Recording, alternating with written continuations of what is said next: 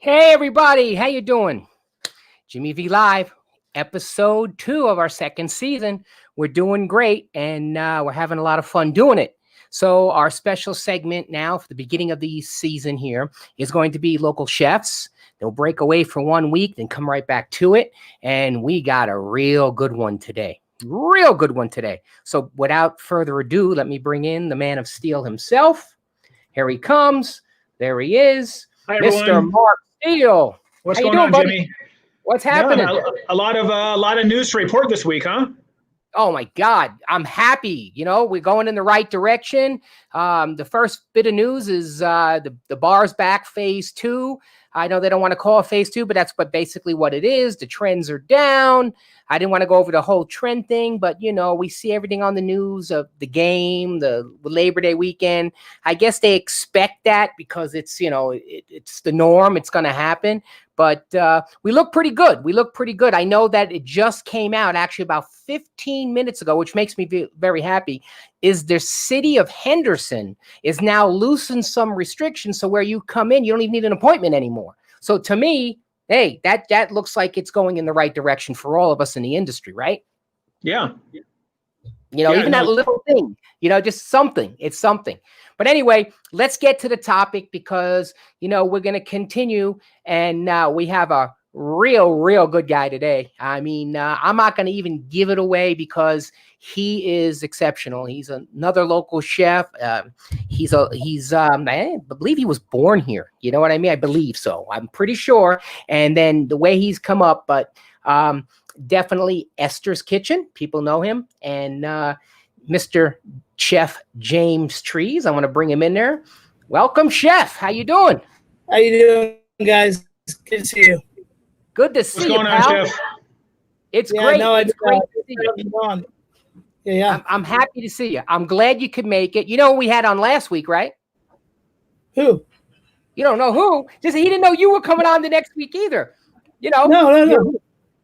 Chef Church. Oh man, I love Johnny. Man, I love That's what he said about you. I'm in his restaurant. I'm in his restaurant once a week. I got to make sure that we support local chefs and support local businesses. And it's a great place to grab breakfast. The whole entire thing he's doing, where you can rent out the whole space as an event space, is a great idea for him. I mean, it's using a space that normally wouldn't be active, which is a great way to create revenue for a small business, especially with someone as talented as Johnny, who could literally cook anything at any time. So it's kind of a perfect situation. And it's great because I had you guys back to back, and you guys didn't even know. And he was so happy that you were coming on because he told us to ask you a couple of questions, and we will as we go along. And it's great because you guys are good friends. You guys have local businesses, and hey, this is what it's all about, pal. So come on, explain to you how you started, where you're at. What's going on in your restaurant, how you got there. I want to hear. Everybody wants to hear. Well, unfortunately, I've been telling that story a lot. So we're so lucky. I'm gonna do one thing before you get started and lock the door, because I'm in the office right now. We're in the middle of menu changes, and I told him I needed to carve out an hour. So I got started when I was 15 years old. I started taking culinary classes at ATTC, which was basically like a VOTech style school here on the west side of Vegas. And I went to Las Vegas High School. Straight out of there, I did a year and a half off of my internship at the Mirage. And I went to CIA in New York, got the education, went to work for Eric Capere, Alex Strada, Luke Palladino, Bradley Ogden, and then Michael Mina, of course, for many years. And then I went to LA, spent 10 years in LA, became a Dodgers fan. I'm sorry, I apologize. And I decided to come home because really I see this beautiful city of 2.5 million people. We're starting to come up. We have our own football team, our own hockey team, and we don't have our own restaurants. We don't have our own Las Vegas grown restaurants by people who are born and raised here, by people who are investing in our community, who are trying to make Las Vegas a better dining city.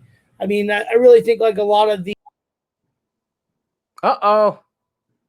Uh-oh, he cut out, Mark. Yeah, I guess all that menu changes is taking a lot of Wi-Fi for him. So He'll be back. He'll scoop back on. That's yeah, okay. no yeah. So let's talk about it's really really exciting news about all the bars being able to reopen again. There it is. That's all right. I'm moving out. Boom. You know what I better right. do is start trading off with some Wi-Fi stuff. I'm on my Wi-Fi at the restaurant. That's how it goes. Yeah, it's all good. And then I'm just ready to start building these restaurants that our community really deserves and needs. And it's just time for that. So I came back. I opened up Esther's Kitchen. I'm a chef owner, operator, small business owner, and man, I like to cook. I wish I had more time to cook. That's awesome, Chef. What was in Esther's Kitchen? I've been in Las Vegas for a long time myself too. I can't remember what was there before. Nothing. I built it from the ground up. Oh, wow. Awesome.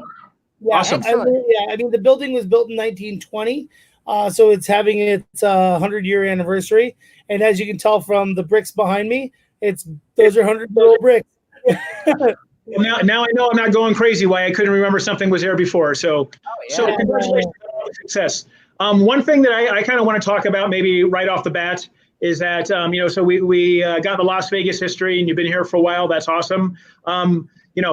Yes, the Dodgers hats. I'm actually a Padres fan. So, you probably became a Dodgers fan from your time in LA. That's okay. Cause I was raised here in Las Vegas. I became a Padres fan because growing up we had the Stars were the AAA team for the Padres. So I went to San Diego every single summer and that's how I became a Padres fan. And then, it's changed over to the 51s at the Dodgers, but that's okay. We won't hold it against you. We're here to talk about food more than anything. So I think what's really exciting and our viewers want to hear about the whole process about you being a James Beard finalist. I mean, this is super exciting news for a homegrown Las Vegas kid to have the roots like you did, work through the chains, open your own restaurant, and now you're a finalist for this James Beard thing. And I've never really been associated with it that much. None of my restaurants ever had the chef really involved in the process that much. So can you kind of take us from beginning to end, how they solicited you, if they came in for a test, you went to the final, now you're a finalist, and how it is right now? So I heard that we were they redistricted all of the James Beard categories, and they basically created the old Southwest category, and the Southwest is now Nevada, Arizona, New Mexico, and Oklahoma. Oklahoma, and really, I mean, we were part of the Southern California and California region. And unless your name is, Thomas Keller, you're not getting looked at. So I think by diversifying their groupings, it gave us more of an opportunity to show some of the fantastic restaurants that are happening. And then it looks like that they're really focusing towards chef owner driven restaurants. And now when you start going into that category, it makes a lot of sense that myself, that Dan Cromer, Nicole Brisson, Sheridan, Brian Howard, those guys are going to be in that mix more than they were in the past. So we didn't do anything, to be honest, except for we show up every day and we go to work. I tell my we have I'll tell you my 3 rules for success. Number 1 is you don't die. Don't do anything stupid, right? Rule number 2, and this is the most important one, and it's a rule that a lot of chefs break, is don't break your arm jerking yourself off.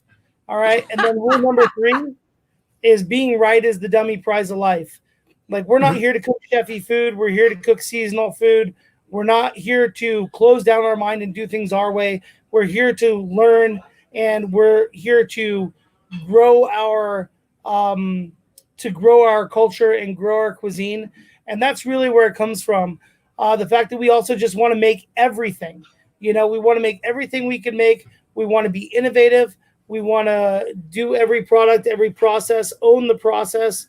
And just, make a restaurant that is special every day for every person that walks in. Our goal is to have someone go and spend $250 or $300 on the strip and have a good meal, come here the next day, and then say, "This is my favorite restaurant in Vegas." And at a $40 check average, it's really hard to do. And what? Let's give us everybody your type of food, pal. Let everybody know. Yeah, I mean, like, so we do seasonal Italian food. I mean, but we call it seasonal Italian soul food, and that's really what just traditional Italian food is. Like, I drop myself exactly at the horn to get the whole thing.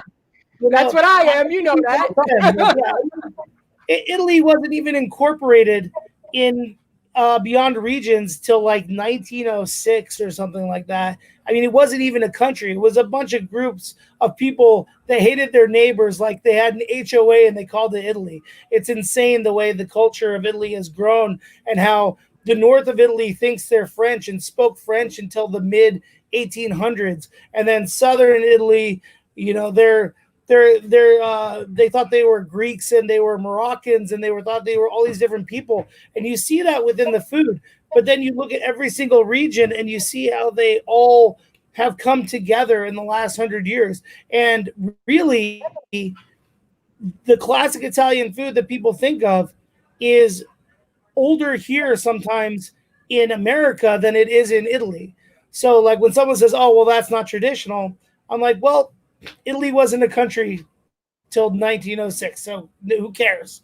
You know, like it's really about cooking seasonal food, using great ingredients, using our local farmers markets. I get a ton of stuff from Southern California because when I was in LA, I mean, I lived at the Santa Monica Farmers Market. I know every farmer who's there. I know the people who run the place. I just love their product. And you see like these great, you know, quote unquote, master chefs from New York, like David Chang coming in. He fell in love with the Santa Monica Farmers Market. He straight up says there's no product better in the country than Southern California. And he's right. And so we go in and we use that product and we treat it simply and we treat it with the flavors and techniques that people understand. And we create food that's just lovable and fresh and things that you want to come back for day in, day out. That's amazing. So right away, you said that you talked about you're going through a menu change right now. So you already got us lured in a little bit. Tell us about some of the new items that are coming on. I mean, I saw it on social media that they're coming around right now. Tell us what's coming out, and tell us about your brunch now as well. Also. Yep. Okay. Yeah. Well, we've been doing brunch for the last year plus, and it's just a great way that we're able to serve our community. You know, we make our own bread, so why not make great toast? Why not put together a perfect breakfast? Why not do, you know, polenta and eggs? It's just so good. We make these, we make biscuits with prosciutto and chives and fontina, and my chefs kept making gravy and making biscuits and gravy. And so now we have a biscuits and gravy dish with poached eggs on the menu using our pork and porcini ragu that we use for the smoked malfata at night. Menu changes, we don't do full menu changes. We change things as ingredients become available. So we changed 2 dishes last week. We put on a goat cheese and poached pear salad because pears just hit the market this last week. We're feeling really good about that. A little bit of a truffle vinaigrette, some sorrel and basil salad there. And just kind of building out the flavors of traditional, you know, goat cheese, truffle, pear combination, throwing the hazelnuts in there and making it a very kind of like refined dish for something that's rustic inspired, but then refined through technique. And really, that's really what great cooking is just cucina povera, that beautiful, soulful Italian pour cooking, and then just using our knowledge and our technique of food and product and science and turning it into dishes that really sing and become harmonious. And that's the way we're doing that. We also changed our chicken dish. We keep our chicken the same because we pan roast it, baste it in herbs, just want to cook the best chicken that we can cook every single time. And then we changed the set to agrodolce squash. We have delicata and kabocha squash that we actually learned that if you throw most vegetables in the deep fryer, they're pretty amazing. So we fry the kabocha and the delicata squash, toss it in balsamic agrodolce, and then serve it with a squash farotto and a little bit of sherry jus, which is reduced chicken stock, sherry vinegar, shallots, puree that, mount butter into it. So it's that kind of high-low, north-south, still vibes Italian, kind of like leans a little French, but just really product and technique kind of working together. Excellent. Awesome. You know, I'm Italian, obviously, vigilante, right? Obviously, you know that. I grew up with a grandmother, okay? And it's funny. I know you'll smile at this. Brooklyn, okay? So you got the New York version. So, you know, she's Napoletan, so it's Naples, right? Yeah. So it's up there where she was.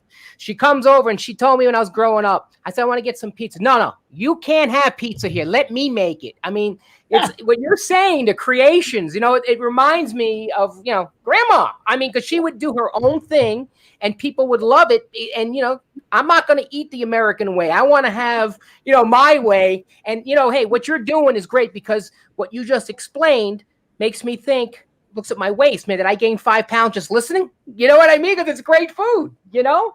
That's great. I'm glad, Chef, because, you know, you need good Italian restaurants. You know what I mean? And from your perspective of how you're explaining it and what you put into it, come on, not too many people. People are great and everybody's great, not to knock anybody down, but the way you explain it is just great because you have all different, like you said, north, south. Then that's great.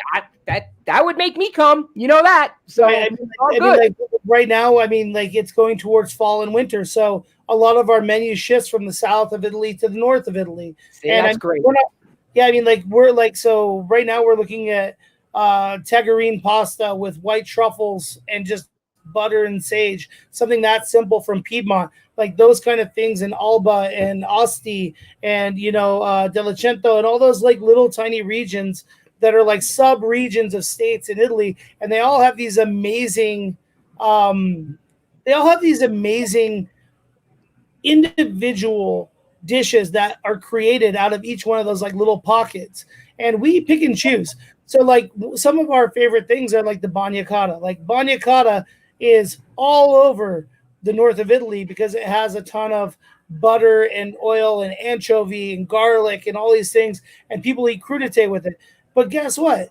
That's a sauce in the south that they use to dress pork with. So it's like that kind of like those vibes flow throughout Italy, and you build this cuisine, which is now becoming Esther's cuisine, which is just saying like, we cook in this certain way, we use these certain ingredients, we use the best product we can get, and then we want to deliver something simple to people that resonates with them. But we also can't forget the classics.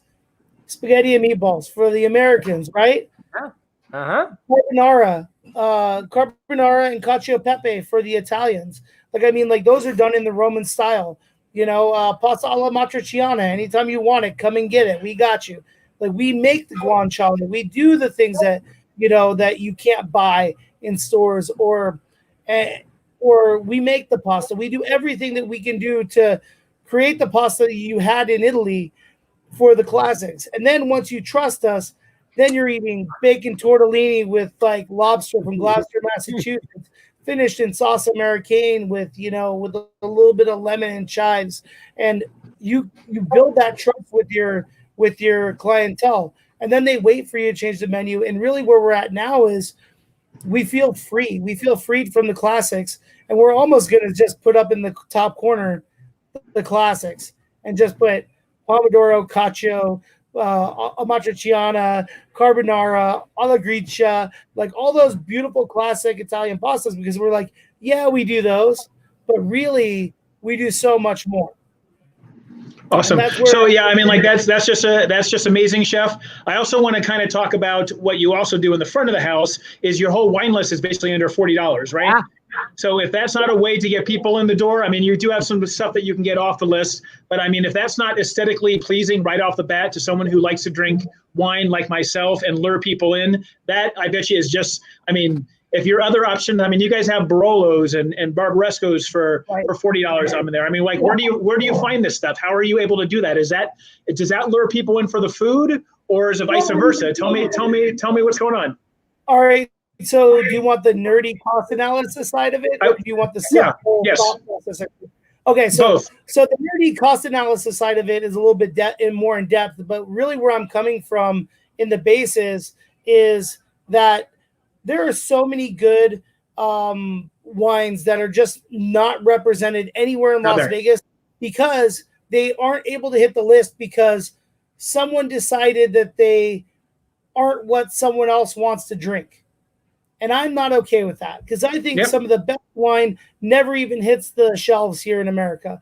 And so we're actually going after these wines. So you're not going to find a Malvasia. You're not going to find, a lot of like, natural, organic, biodynamic wines at this price point anywhere in any restaurant. So what we do is we balance that by like, if you want Pinot and you want to order fire a Pinot Noir, sure. If you want Pinot Grigio, we're not going to give it to you. We're going to give you a orange or gray version of that wine, or even a pink version of that wine. So that way you have to actually think about what it is you want. So if you come in right now to Esther's and you're like, I just want a Chardonnay, we're going to pour the Sauvignon Blanc for you because the Sauvignon Blanc is oaked. And we think if you order fire Chardonnay without looking at the list and realizing that our Chardonnay is Italian and it's stainless steel fermented and it doesn't have any butter and it doesn't have any oak on it, well, guess what? We're going to flip that around on you and pour you something else and just change your mind right there. And then it's going to be like, okay, well, now what do you do? Right? So for the wine nerds, they love it. For people who are like in their comfort zone, we take them out of it. That really opens them up to our cuisine, our way of thinking, and our way of building. What we want to do is change their idea of what the experience should be. So that's part of it. The other part from the cost perspective is if I'm going out on a date and I'm like a little bit light on funds, I'm going to order the cheapest glass of wine. And I know if the girl I'm with is going to order the most expensive glass of wine, right? And it's just like, oh, shit, right? So why not just make everything one price and start a conversation? Because that's really what wine should do, is really start a conversation about like, well, what are we eating? Well, what do they cook? Well, why do they have these wines on the menu? I mean, if you come in and you order a Cabernet Sauvignon, if you order a Pinot Noir, if you order a Chardonnay, if you order a Sauvignon Blanc, then you're missing all the special stuff that we've found to put on the menu. And here's the crazy thing is you're buying our cheapest wines, right? Because we know that people are going to walk in and be like, I want Chianti. I'm like, really? Because this Aglianico from across the street is 1,000 times better and costs $10 more a bottle, but you want the Chianti. Sure. Vino. Yeah. I mean, but that's the thing is like, I'd rather just have someone start a conversation, taste someone on something else, have them learn to trust us. And then once you really trust us and you're able to see how we do the economic drivers from having bottles ranging from $7 to $23 in cost on the list, you blend those margins and what you end up with is this really good cost matrix that really ends up at about 35% cost. And for me, I don't need to have a 17% wine cost. I don't need to have a 25% wine cost because you don't add in labor to that product. So a lot of the times what you're finding is the hotels are taking the base price, quadrupling it, not thinking about what the margins are, just doing a straight percentage because they're taking home percentages to their investors. I can't put percentages in the bank.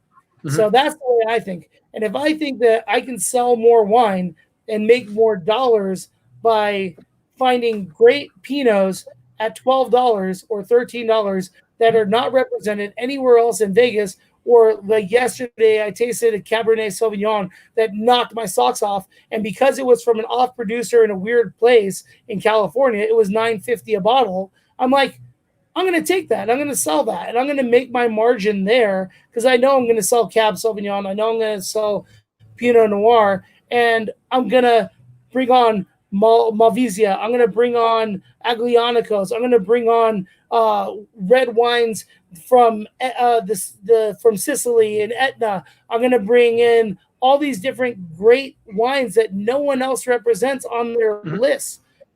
And we're going to show that. And we're also going to create food around those products. So if you have our Bucatini Nero, which is our puttanesca, with the Pinot Nero from Etna in Sicily, those wines and that food sings in a way that no order fire wine, as I call it, no Chianti, no, no Pinot Noir, no, they're just not. They're not gonna taste right. They feel off. Like, I mean, like, we brought in this wine from Sicily that was grown on the side of Etna, and it had so much smoke on it that we served it with our pork malfata, which has a smoked pasta, right? I mean, that kind of like thought process, when you can pair those kinds of things together, you're going beyond the traditional Barolo, Nebbiolo. And yeah, we get Nebbiolos on the list for $45. We have a great Barolo by the glass at $11 a glass, $44 a bottle. But the crazy thing is, you turn that menu around once you trust us. And then you look at our reserve section, and then you see the wines that are $500, $700, $800 on other lists, and we're selling them for $120, $130, $150. You're seeing that kind of like price reduction, because at the end of the day, if I sell you a bottle of wine and I make $30 off of it, I don't care if it costs me $300 or fucking $12.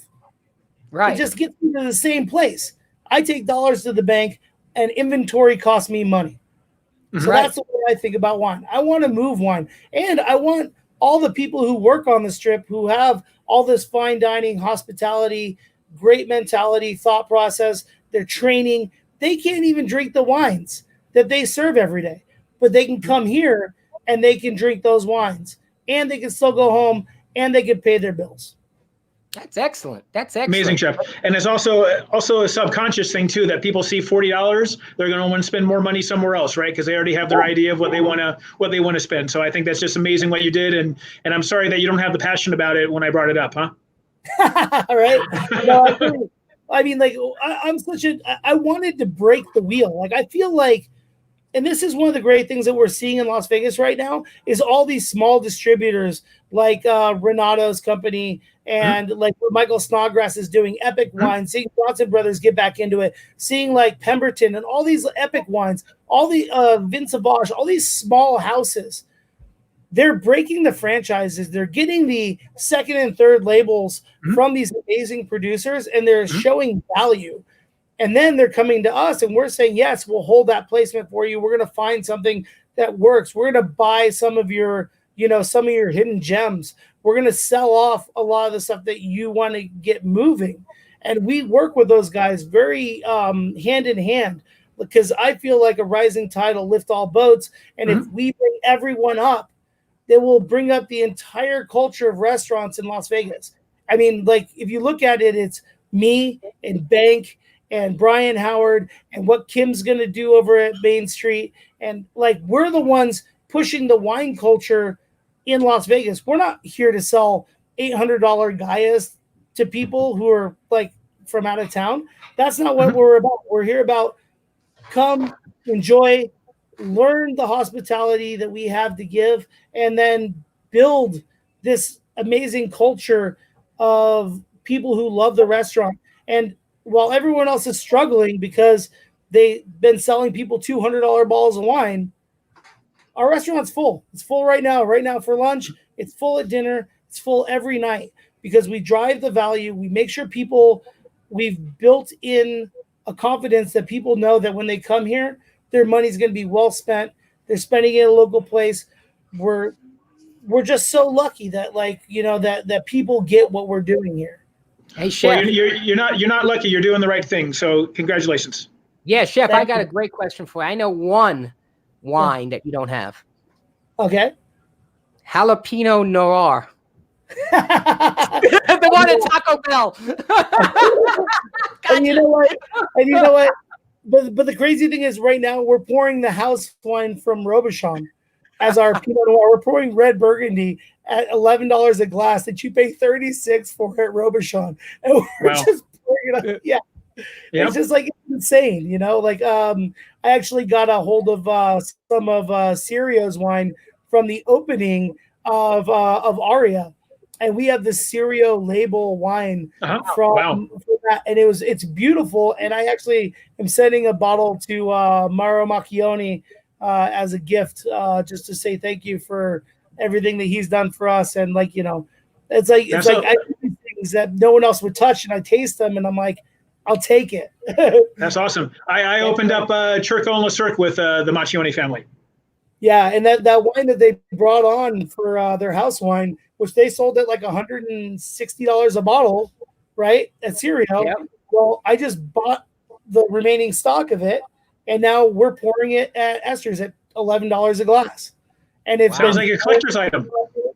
Yeah, it really is. And the thing is, like, we want to be pouring the stuff off. Like, there was a time where we were pouring 2008 La Cigar by the glass for $11, and a guy freaked out, didn't believe us, because the wine was going for $240 on winetrader.com or lastbottle.com. And he's like, I'll take everything you have. And we literally made him get up. We opened the banquette, gave him every bottle that we had, and we're like, that's it. It's gone. Hey, you know what? Chef Church last week, Johnny, he actually asked me to make sure that we ask you about what was it, Mark? What show? The Gordon Ramsay. Show? Yeah, Ramsay. Right? You guys were on Ramsay, right? I mean, he's telling your perspective.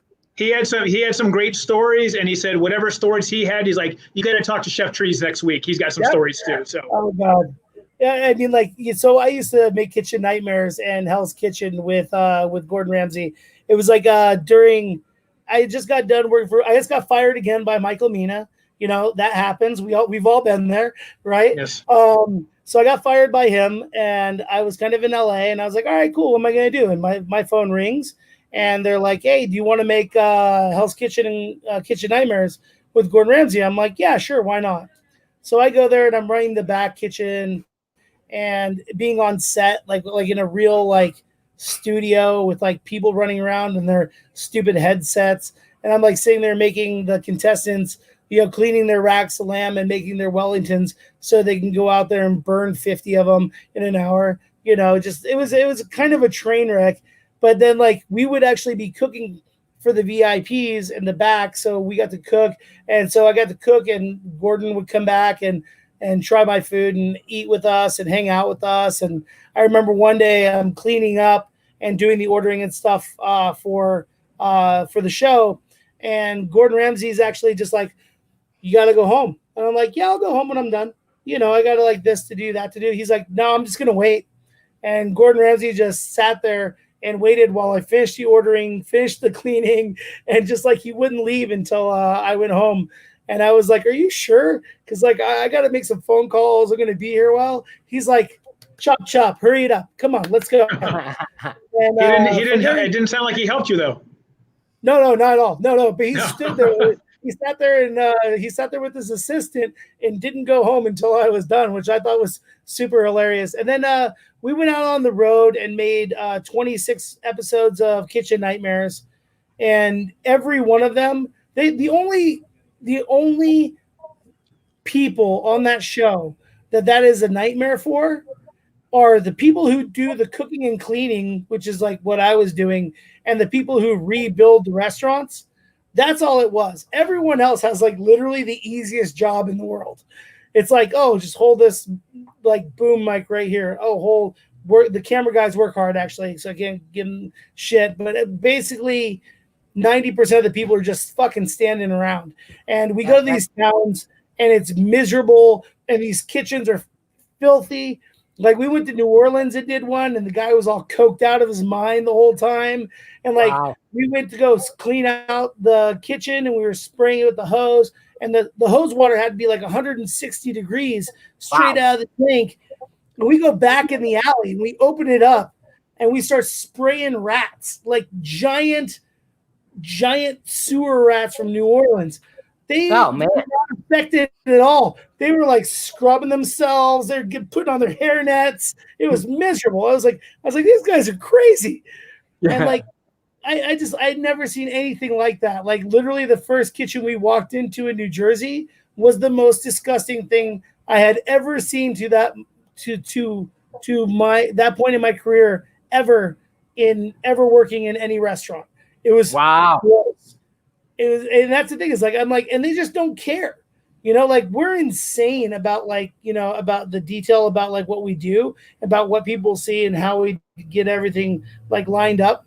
And dude, I'll just tell you, like I learned so much about what not to do from that show that helped me be successful in my own business. And I'm sure Johnny would say the same thing.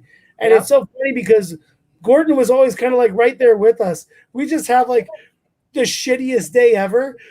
And we'd be like sitting on the back steps, like looking at the restaurant that we're trying to save. And we all just have our hands in our head, just being like, what the hell are we doing? Like, how can we help these people? And it was just like, it was so brutal. Oh, Well, you know what, Jimmy, what's your personal opinion about the rats? Oh, well, let me tell you, I was just about to say, Chef, you know that SNHD would have a field day in all these places. You know that. Because this guy actually here, so everybody knows. I mean, thumbs up for me. He's great with the health district, always has been. Second to none, just like Johnny. I mean, they come from good stock. They know what they're doing. And what's amazing, Chef, is, you know, you can orchestrate your customer's palate and you bring them back. You know what I mean? And you're top quality, you stand behind what you do. And, you know, it's a Vegas culture thing. And, you know, it's going to continue because you love accommodating your guests. You know what I mean? By changing menus. That's phenomenal. And I know, Chef, you got to run. Okay. I know you got something else going on. But I want Mark to ask you a question, you know, because there is something that Mark wants to ask. He always does it. And I know you got to roll, pal, because you're a busy guy, you know? That's why I appreciate you coming, you know? The reason why this office is so packed is because we're actually building a pastaio next door, a pasta shop where you can come and buy fresh pasta. And crazy, the people who are building, like who are bakers, they can't buy the flours to make the great bread, but we're going to wholesale the flour. We're going to sell flour to people so that way they can do it. If you want pizza dough, we're going to sell you our pizza dough. And we're really just trying to build something that doesn't really exist here in Las Vegas, and also have something for our neighbors to just come by, grab a quart of our pomodoro, grab some sausage ragu or some cacio e pepe sauce, and then some pasta, and they can go home and they can show off to the family or for a date or whatever, you know. And that's really our goal with that. And also our breads that we make, we're going to also have those for retail as well, which we've never done. And so we're excited about all this stuff. That sounds amazing, Chef. Congratulations on the success. Yep. I actually have two questions for you. Sorry, Jimmy. Well, the first question is, I was lucky enough to, you know, right before the pandemic really hit, I was really lucky enough to see, you know, you, Eric, John Curtis, and Kim on the stage, and we talked and you guys, not we, I felt like I was part of the group, but it was you guys talked about the future of restaurants in Las Vegas, and that was right before everything kind of happened. What would you say? And you had an amazing answer. I don't remember what it was, but you guys all had amazing answers. What would be your future of Las Vegas right now? Oh man, restaurants. So I mean, here's the thing: is like if you look at any business that was marginal, they're in trouble. Yep. I mean, like PPP money, that stuff's going to run out. And where we see Las Vegas going, I think there is still some depressed economic issues that are going to happen before we start to rebound. And so I feel like that without us taking really large steps forward, we could lose some great restaurants here in Vegas that are doing some great things. And that sucks. But I will say that I have never seen a community, and I'm watching my friends in LA. The Vegas community is supporting local restaurants like never before. Like never before, and more than anyone expected. Anyone who's been down to California Avenue on a Friday night, or even on a Thursday night, or on a Saturday, or even on a Monday, you see Craft House is full, Garagista is full, Tacotarian is full, Vinny is opening Good Pie around the corner, Kim is opening Main Street Provisions, Letty opened up Leticia's Cucina down the street. I mean, like we have brew pubs, Abel Baker. You know, we have this amazing neighborhood for dining and culture, and we're watching our neighborhood flourish even in this time because the Las Vegas community has been there for us and we have been there for them. I still say it. Like if someone is in need, they send me a message. I've taken care of people's birthday dinners. I've taken care of people's anniversary dinners, people who are out of work, people who need people. But I want them to maintain their lifestyle. I want them to maintain their sense of dignity as they go through this troubling time. And if you don't have that, then you don't have community. And if you don't have community, then you got nothing. And what we're seeing right now is that the people who haven't really built in loyalty from their community and from their guests, they're going to suffer. And the people who have are going to flourish. And we are so lucky that we are one, not the other. And I'm just so proud of my team who makes everyone feel special every day. You know, well, I know the guy who was just on there, boss. This guy right here, Dave Evans. He's from the UK, and he's going to come down because he said 6 months. He's coming. He's going to be here. He's going to come visit you. I know that. And I believe I got it right. He's a food critic from over there. So I mean, across the pond. So it's great, man. We're all over the place. Mark, ask that question. The chef's got a roll, boss. All right. Yeah. Great. Well said, Chef. I really appreciate the passion in the community of feeling, but you're doing the right things too. So, it trickles down from there. So, you're a Las Vegas boy. This is a question we ask everyone that we have a lot of people from the UK, from all over the nation watching. Give us a story that has happened to you because you've lived in Las Vegas, or something, whether it be a gambling story, celebrity story, personal story, that if you would say to anyone else in the business in other places that this happened to me, they would look at you like you were a crazy person. There's a lot of weird stuff. I mean, like I can keep this one real short. Like our new favorite regular here at Esther's Kitchen is Pauly Shore. Like who would have thought that? Like he's in town, and so he brings all of his friends from out of town to Esther's Kitchen. So we had Chris Kattan from SNL, and Night at the Roxbury. He was in the other day with Pauly sitting in the corner while we were putting together the new dishes that just hit the menu on Saturday. I mean, who would have thought that that's the fly on the wall in the little tiny restaurant in the Arts District neighborhood? I mean, Las Vegas is such a special place, and with so many awesome people moving here and such an amazing town and such an amazing community that we have here. I mean, I think anything's possible. I wouldn't rule out anything. That's awesome. Pauly Shore. That's awesome. Pauly Shore, man. Are all like the 40, 50-year-old women, are they going crazy for him? You know what? Actually, I'm going to break your heart. I'm pretty sure his girlfriend's 23. she's got it. Okay. Yeah. And we just have but really it's more about he's such a cool dude, and he gets the vibe here. It's just so mellow. Like, for as intense and crazy as all the things that we do are, we package that in a really laid back, mellow, casual atmosphere. So that way we're nonchalantly better than we expect to be. Our whole entire promise is, we always always under promise, over deliver on everything, no matter what it is, whether it's wine selection, cocktails, food, service, whatever it is. We want you to come in with preconceived notions, and we want to blow you away. And we want you to be like, oh, this is just a little cafe restaurant in the middle of the Arts District. And then you see how serious we are baking our bread, making our pasta, our wine list, our cocktails. It's a very special process that we go through with every one of those steps. And it's something that no other restaurant really does. And we really do care about all those things. Well, Chef, it's a lot of hard work to make it look this easy, right? You know what? You would be massively surprised. I'm up every day at 5:45. So if you guys want to text me, if you have any questions, I'm here. All right. Thanks, Chef. All right. Do you have anything else to share? Thank you so much. And everybody, there it is on the bottom of the screen, Esther's Kitchen. There's the address. There's a phone number. Go see Chef. Great guy. I know he'll take care of you, man. I heard with this Italian stuff. Woo! It's great. It's great. Chef, you have a good one, man. I know you got a busy schedule, pal. Thank you, man. We'll catch up. All right, buddy. We'll catch up. Cheers. All right, buddy. Take care. Goodbye. Great guy. Great guy.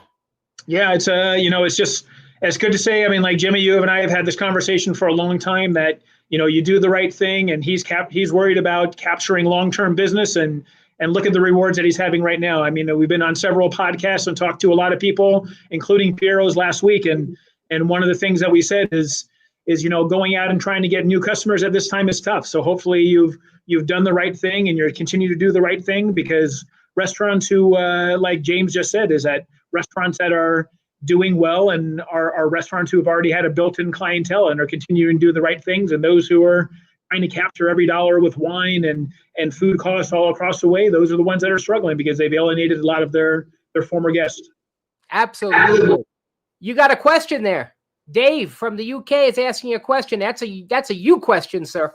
Sure. I probably asked you before, but what's a great wine with a pasta, red meat Italian meal? Whew. Chef James just came up with something where he's building a cuisine and a wine around Mount Etna. One thing that I will kind of say also is that, number one rule is, and you might have heard me say this on the show before, is when you talk to about a wine and a food pairing, one of the rules you want to go by is if it grows together, it goes together. So, Chef was talking about how he's changing his menu a little bit more to the northern Italian cuisine right now because it's not so hot anymore, and all southern Italy is where a lot of the hot tomatoes and things like that grow. So, if you pulled out a nice, you head a little bit farther north, if you pull out a nice Barolo or Barbaresco and get a braised wild boar over top of a semi-thick pasta like a pappardelle with a little bit of a sugo, I think that would be a nice way to go with some sage or rosemary in there. Yep. See that? But we could go on all day, Dale. If you want my, if you need my email address, Jimmy, I think it's popped up there on the bottom. Yeah, there it is. There it is. You can reach out to me directly, and I can give you different food and wine pairings from all the different regions. So, yeah, absolutely, and including white wines. We can do white wines, with some pasta too. There's all kinds of different things we can do. So. All right. Yeah, he's saying yes. He's all good. He goes, he could talk to us all day. Good. So start bringing your friends over here. We want to get more UK people. We love it. We love it. We like going worldwide, right, Mark? Yeah. Here we are, international. Here we are. We love it. So that's great. We appreciate you too, pal. We definitely do appreciate you too. So with that said, Mark, I know that we're changing gears a little bit next week, but that's fine because we're going to go right back to the local chefs because this one's very important to get to. We've been trying a long time, and the next guest, I'm not giving it away because you know me, I don't give it away, but it's going to be really fun. Hey, I'm gonna argue with you that the guest that we're going to have on next week is not your traditional chef, but definitely a local chef, someone who's producing something from raw materials that's local and giving it to us here on the premises. So yep. I'd argue that this person coming on is a chef too. So. So we're gonna have a real fun time. We're gonna have a real fun time next week. We always do, and it is what it is. We're gonna have a real good time. But anything else happening for you this week, Mark? No, just a lot of business as normal. We have some classes scheduled. We're doing some personal enrichment classes. People are reaching out to us, and we're putting custom programs together for beer and wine and things like that. And we're licensed to be able to take it into your house. So if you ever want to learn more about wine in the comfort of your own home, and you don't feel like going out, we can actually put a custom program together with you with wines and do it for you there. So. And that's great. That's great. Oh, a lot of feedback today. But anyway, we're going to have a good thing. I'm doing the same thing, everybody. We're doing our food and beverage safety. We were talking a little bit, Mark was talking a little bit about it earlier, and then Chef came back with the Wi-Fi. Health department, they not the health department, it's pretty much the governor, allowed phase 2 to come back. We're hoping for more. But right now I've been getting a lot of questions. I'll clear this up. It's still 50 maximum of the gatherings, and it's still 10 per, 10 per your guest as far as the table. They didn't change that yet. I understand that things are in the works for something else. It all depends. I can tell you guys, if you go to southernNevadaHealthDistrict.org, go on where it clicks on there where it says about the COVID-19 resources, click on the trends. You'll see it for yourself. It just updated yesterday, and that's great. So I think it's all good. I think we're in the right direction. This is where we're going. The industry is going to come back. hopefully, you know, everything's going to be great. Mark and I will continue doing our things. Our training last week went great for Piero's. So we're there. We're for you guys. So, Mark, another great show. We'll look forward to it next week. Thanks, Jimmy. Thanks, everyone. Right, Thanks for watching. See you soon. See you, everybody. Have a good one, pal. You take care, buddy. Thanks. Bye. Bye-bye.